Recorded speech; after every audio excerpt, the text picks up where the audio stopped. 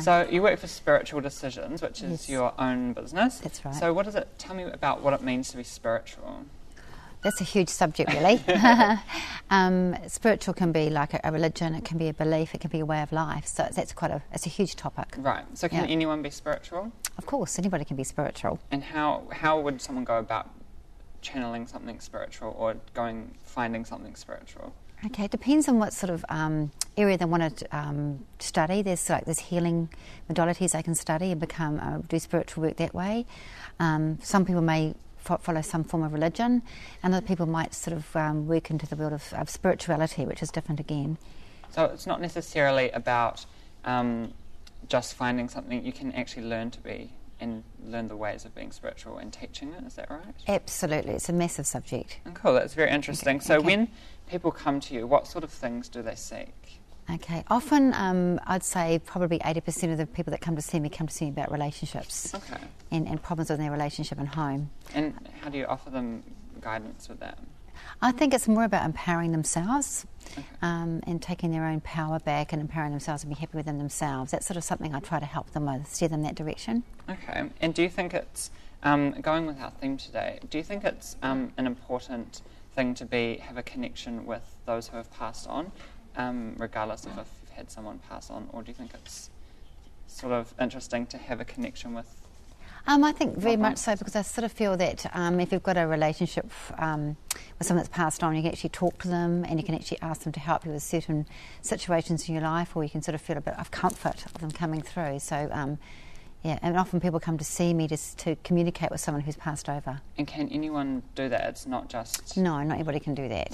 No. And do you think people's lives are set in stone, or if people can change their paths?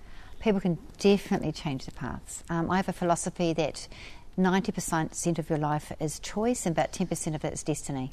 And how do you offer guidance with that with going about your journey in life? When I speak to someone, consult with someone, I sort of explain to them they've got to make their own choices in life.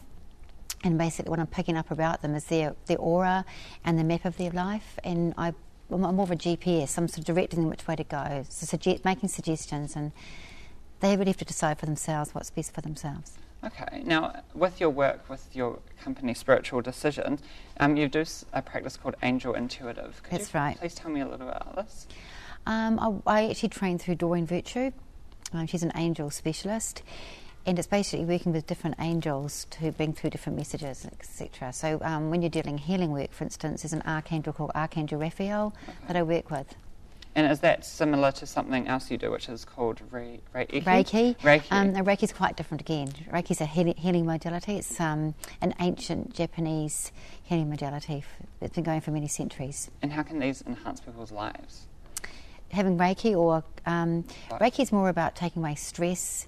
It can help with physical ailments, all sorts of healing things that may be emotions, depression, that sort of thing.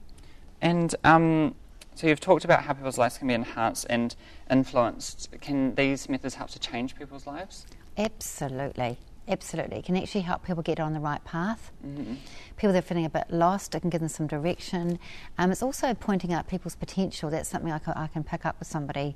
So, for instance, you may have always wanted to teach, but you've been too scared to take that step forward. You may be artistic. So in a reading, I'll pick up that potential and guide them towards that. Okay. Definitely, yes. Cool. Now, a lot of people have misconceptions about what psychics or mediums do, and you're a clairvoyant as well. So how do you go about changing people's ideologies about surrounding your work? I think that people think that psychics are God, that we know everything, and we absolutely don't. So when you're tuning into a situation of somebody, it's like tuning on a radio station and tuning into the channel, and you get given the information you need to be given, but you don't know everything about someone's life. That's a big misconception. And I actually don't believe in fortune telling either. And so is what you do for everyone? What's that, sorry? Is what you do beneficial for everyone? Can everyone take something away from what you have to teach? Absolutely. I think what I find, if someone walks out of I have a consultation with me, is happier than when they walked in, I'm happy, and that's what I try to aim for. I aim for excellence in my work. So everyone can benefit from Absolutely. coming to a reading, and it's something that could change your life. As long as they're open to it. And that's interesting. Yeah. Well, thank you so much for being here and answering our Welcome. questions today. Thank you. And thank you so much.